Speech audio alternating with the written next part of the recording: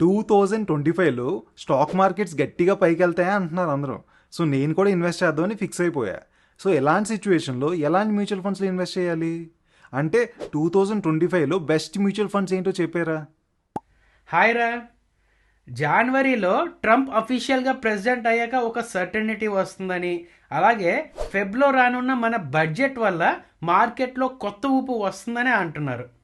ఈ లోపల నువ్వు ఇన్వెస్ట్ చేసుకోవడం మంచి ఆప్షనే. అయితే మ్యూచువల్ ఫండ్స్ కాదు, ఇవాళ నీకు ఈటీఎఫ్స్ని సజెస్ట్ చేస్తాను.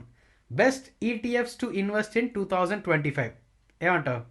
ఈటీఎఫ్స్ అంటే ఈటీఎఫ్స్ గురించి చాలాసార్లు విన్నాను, కానీ నాకేం అర్థం అవ్వలేదురా. అసలే నేను బిగినర్ని, ఇలాంటి కొత్త కొత్త వాటిల్లో ఎందుకు ఇన్వెస్ట్ చేయడం అని చెప్పి దాని దూరంగానే ఉన్నా. కానీ నువ్వేంటి ఈటీఎఫ్ సజెస్ట్ చేస్తున్నావు?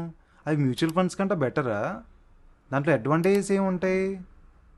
పూర్తిగా అడ్వాంటేజెస్ ఏ ఉంటాయని చెప్పలేను, బట్ ఒకసారి ఈ మ్యూచువల్ ఫండ్స్ని ఈటీఎఫ్స్ని సింపుల్ అండ్ ఈజీగా కంపేర్ చేసి నీకు చెప్తాను. నీ అంతటి నువ్వే చెప్పేస్తావు ఈటీఎఫ్స్ తాలూకా అడ్వాంటేజెస్ ఏంటి, ఎవరు ఈటీఎఫ్స్లో ఇన్వెస్ట్ చేసుకోవచ్చు ఏంటి అనేది. స్టార్టా? డిస్కషన్ స్టార్ట్ చేయకముందు ఫ్రెండ్స్, మీరు కనుక మన రూపాయి ఛానల్ని సబ్స్క్రైబ్ చేయనట్లు ఉంటే ఒక్కసారి ప్లీజ్ శాంపుల్గా మీకు నచ్చిన టాపిక్ వీడియోస్ చూడండి. మన ఛానల్లో ఒక 2-3 చూడండి. నచ్చాయి, అర్థమయ్యాయి, యూజ్ అవుతున్నాయి అనిపిస్తే సబ్స్క్రైబ్ చేసుకోండి. అప్పుడు మాత్రమే సబ్స్క్రైబ్ చేసుకోండి. ఎందుకంటే మీ లైక్స్ అని, షేర్స్ అని, సబ్స్క్రిప్షన్స్ అని మాకు చాలా అవసరం అండి. ప్లీజ్ నువ్వు కూడా చెప్పరా. ఫ్రెండ్స్ సబ్స్క్రైబ్ చేసుకున్నారా లేదా? నెక్స్ట్ వీడియో పెట్టగానే మీ వారు రావాలి కదా మరి. సో ఫాస్ట్గా సబ్స్క్రైబ్ చేసుకోండి. అలాగే ఓ చిన్న లైక్, ఓ చిన్న షేర్ కూడా చేసేయండి. మన ఫ్రెండ్స్ చేస్తుంటారులే. కానీ టాపిక్ వద్దాం. అసలు ఈటీఎఫ్స్ అంటే ఏంటో చెప్పురా. ఈటీఎఫ్స్ అంటే ఎక్స్చేంజ్ ట్రేడెడ్ ఫండ్స్. సింపుల్గా చెప్తా చూడు. ఇది కూడా మ్యూచువల్ ఫండ్ లాగానే ఇన్వెస్టర్స్ మనీని పూల్ చేసి ఇన్వెస్ట్మెంట్స్ చేస్తుంది. అయితే మ్యూచువల్ ఫండ్స్కి దీనికి ఉన్న మెయిన్ డిఫరెన్స్ ఏంటంటే ఈ ఫండ్స్ కూడా స్టాక్స్ లాగా ఎక్స్చేంజెస్లో ట్రేడ్ అవుతాయి. అంటే ఈటీఎఫ్స్ ద్వారా నీ ఇన్వెస్ట్మెంట్స్ని డే ట్రేడింగ్లో బై అండ్ సెల్ చేసుకోవచ్చు అనమాట.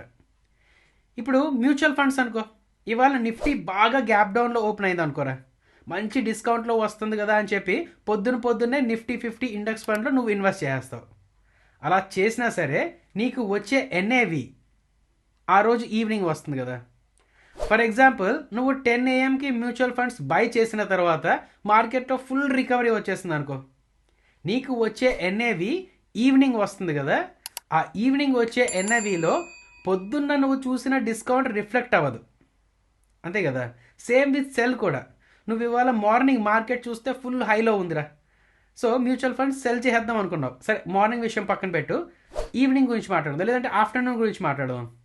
నువ్వు ఒకరోజు 3 PM అలా మార్కెట్ చూస్తే ఫుల్గా పెరిగిపోయి ఉన్నది. సో ఫుల్గా పెరిగిపోయి ఉన్నది కదా, నా మ్యూచువల్ ఫండ్స్ సెల్ చేసేద్దాం అని చెప్పి సెల్ చేసేసావు.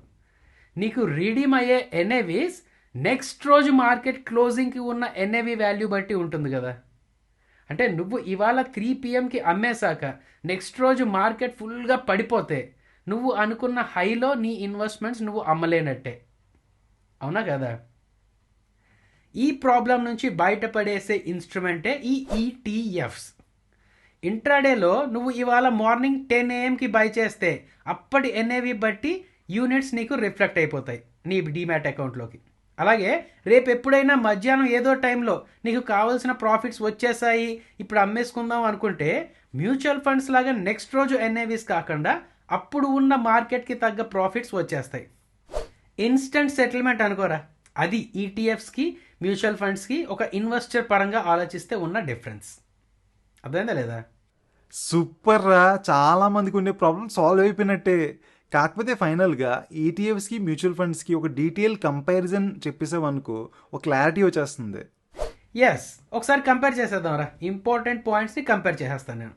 ఇంకా ఎవరికైనా అర్థం కాకపోతే కామెంట్స్లో పెడితే, అంటే ఈటీఎఫ్స్ మీద ఎక్కువ ఇంట్రెస్ట్ ఉండి ఇంకా ఎక్కువ తెలుసుకోవాలనుకుంటే కామెంట్స్లో పెట్టండి, ఒక ఫుల్ ప్లెజ్డ్ వీడియో చేసుకుందాం అందులో. అయినా సరే ఇక్కడ మనం చెప్తుంది జాగ్రత్తగా వింటే అర్థమైపోతుంది, కావాల్సిన బేసిక్స్ అన్నీ వచ్చేసినట్టే. ఫస్ట్, ట్రేడింగ్ పరంగా కంపేర్ చేస్తే మ్యూచువల్ ఫండ్స్ని అసెట్ మేనేజ్మెంట్ కంపెనీస్ దగ్గర బై అండ్ సెల్ చేయాలి, ఓకే కదా. ఎన్ఏవి అనేది డే ఎండ్కి కనిపిస్తుంది. ఈటీఎఫ్స్ని ఎక్స్చేంజెస్లో స్టాక్స్ లాగా బై అండ్ సెల్ చేసుకోవచ్చు. మ్యూచువల్ ఫండ్స్లో ఎన్ఏవిస్లా ఈటీఎఫ్స్లో యూనిట్స్ అనేది ఉంటాయన్నమాట. ఇవి ఇన్స్టెంట్గా అక్కడ లైవ్ ప్రైసెస్ బట్టి ప్రాఫిట్స్ అండ్ లాసెస్ వచ్చేస్తూ ఉంటాయి నీకు. Second, management. మ్యూచువల్ ఫండ్స్లో కొన్ని వాటిలో యాక్టివ్ మేనేజర్స్ ఉంటారనమాట, స్టాక్స్ అనేది సెలెక్ట్ చేస్తూ స్క్రీన్ చేస్తూ ఉండడానికి. ఈటీఎఫ్స్లో ఇలా యాక్టివ్ మేనేజర్స్ ఏమీ ఉండరు, అంతా ప్యాసివ్ ఇన్వెస్ట్మెంట్స్ టైపే. సింపుల్గా ఇండెక్స్ని ఫాలో చేసే ఫండ్సే ఉంటాయన్నమాట, లైక్ నిఫ్టీ 50 ఈటీఎఫ్ అని ఇలాగనమాట. అర్థమైంది కదా. మ్యూచువల్ ఫండ్స్లో ప్యాసివ్లీ మేనేజ్డ్ ఫండ్సే అనుకో. Third, expenses. మ్యూచువల్ ఫండ్స్లో అసెట్ యాక్టివ్ మేనేజర్స్ ఉంటారు కాబట్టి ఎక్స్పెన్స్ రేషియో కొంచెం ఎక్కువే ఉంటుంది. ఈటీఎఫ్స్లో యాక్టివ్ మేనేజర్స్ అవసరం లేదు కాబట్టి మ్యూచువల్ ఫండ్స్తో పోల్చుకుంటే తక్కువ ఎక్స్పెన్స్ రేషియో ఉంటుంది. Fourth, liquidity. మ్యూచువల్ ఫండ్స్ని రీడీమ్ చేయాలి అంటే 1 to 2 days టైం పడుతుంది కదా, but ETFs just like that selling A stock లాగా తొందరగా అయిపోతుంది. బాగా కంపేర్ చేసావురా. కాకపోతే మ్యూచువల్ ఫండ్స్లో సెక్టార్స్ బట్టి, థీమ్స్ బట్టి డిఫరెంట్ ఫండ్స్ ఉంటాయి కదా. అలాగే ఈటీఎఫ్స్లో కూడా బోల్డ్ అని రకాల ఫండ్స్ ఉంటాయా? మనకు నచ్చింది మనం సెలెక్ట్ చేసుకోవచ్చా? Good question. For example green energy థీమే తీసుకో, వదిలే కాంప్లికేటెడ్గా ఉంటుంది. నిఫ్టీ 100 టాప్ 30 థీమ్ తీసుకో. మనం ఆల్రెడీ పాత వీడియోస్లో దీని గురించి చెప్పుకున్నాం కదా. ఎప్పటికప్పుడు మొమెంటం బట్టి నిఫ్టీ 100లో ఉన్న ఒక 30 స్టాక్స్లో ఇన్వెస్ట్ చేస్తూ ఉంటారు. ఆ 30 స్టాక్స్ పరిస్థితులు బట్టి మారుస్తూ ఉంటారు అనమాట. అలాంటి యాక్టివ్ మేనేజ్మెంట్ ఈ ఈటీఎఫ్స్లో ఉండవు.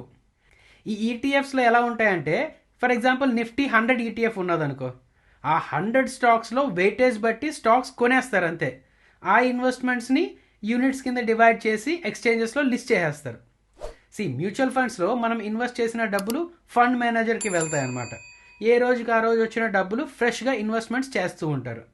బట్ ఈటీఎఫ్స్లో నువ్వు బై చేస్తున్నావు అంటే నీలాగే ఇన్వెస్ట్ చేసిన ఒక సెల్లర్ దగ్గర బై చేస్తున్నావు తప్ప కొత్త ఫ్రెష్ ఇన్వెస్ట్మెంట్స్ ఏమీ వెళ్ళవు ఫండ్ మేనేజర్కి. అర్థమైందా లేదా? సూపర్ రా, నాకైతే పూర్తిగా అర్థమైపోయింది.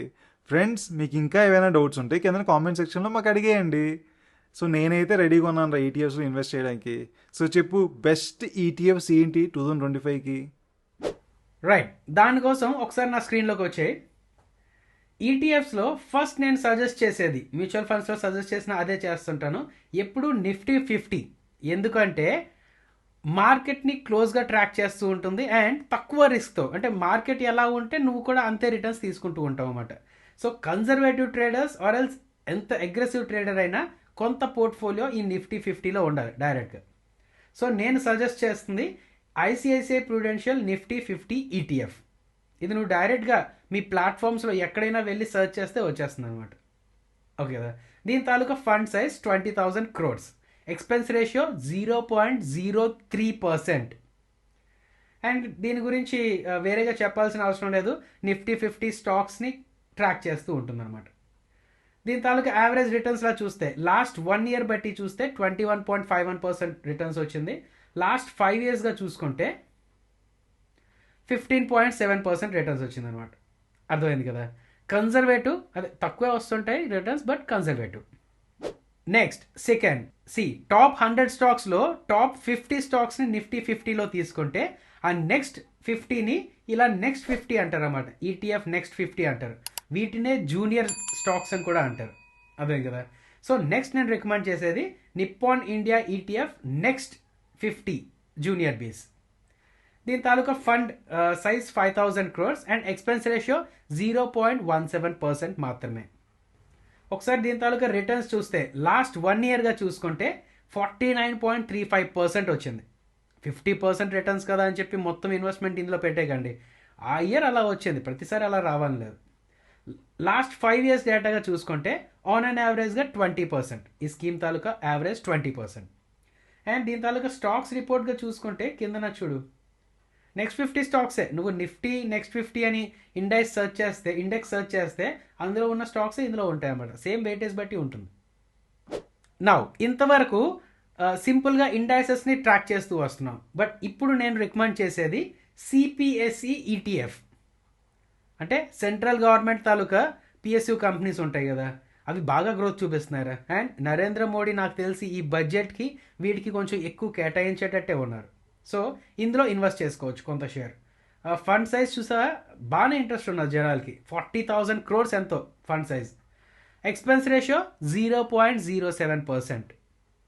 నీకు ఒకసారి మళ్ళీ క్లారిఫికేషన్ కోసం చెప్తున్నాను. వీళ్ళు ఏంటంటే ఈ స్టాక్స్లో ఇంతేసి పర్సంటేజ్ ఇన్వెస్ట్ చేసుకొని పెట్టేస్తారనమాట. ఇంక ఇందులో చేంజెస్ ఏముండవు. అదే కదా, ఈ స్టాక్స్ పెరిగితే నీ ఈటీఎఫ్ వాల్యూ పెరుగుతుంది, ఈ స్టాక్స్ పడితే నీ ఈటీఎఫ్ వాల్యూ తగ్గుతుంది, అంతే. సో ప్యాసివ్లీ మేనేజ్డ్ ఫండ్స్ అనమాట ఇది.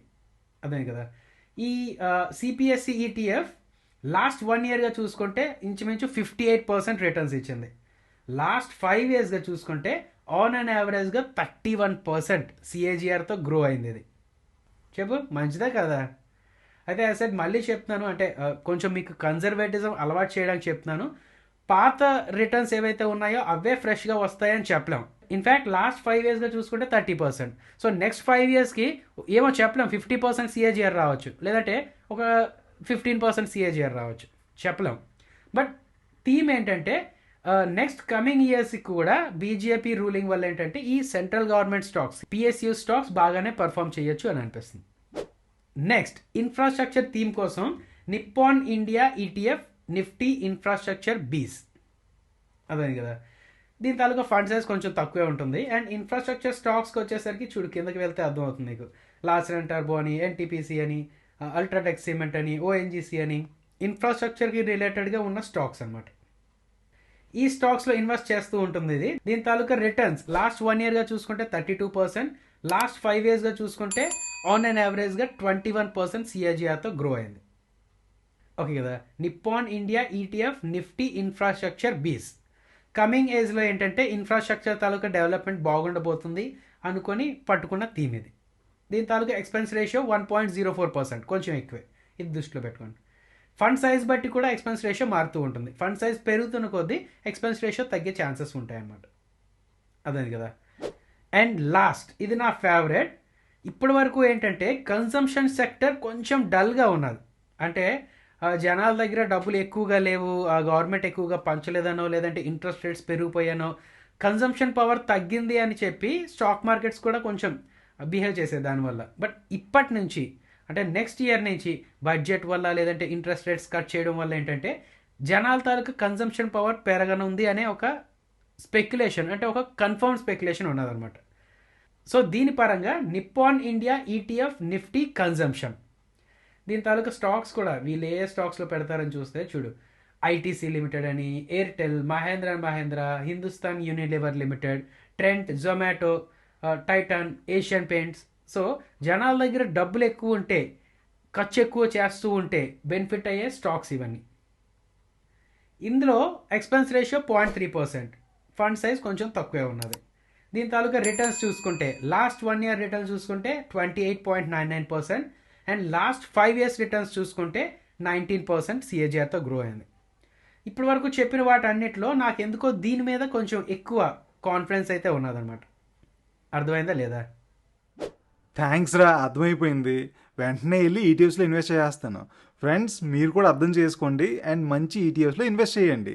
అండ్ మీకు ఈ వీడియో నచ్చినట్టయితే ప్లీజ్ లైక్, షేర్, సబ్స్క్రైబ్ చేయడం ప్లీజ్ మర్చిపోవద్దు.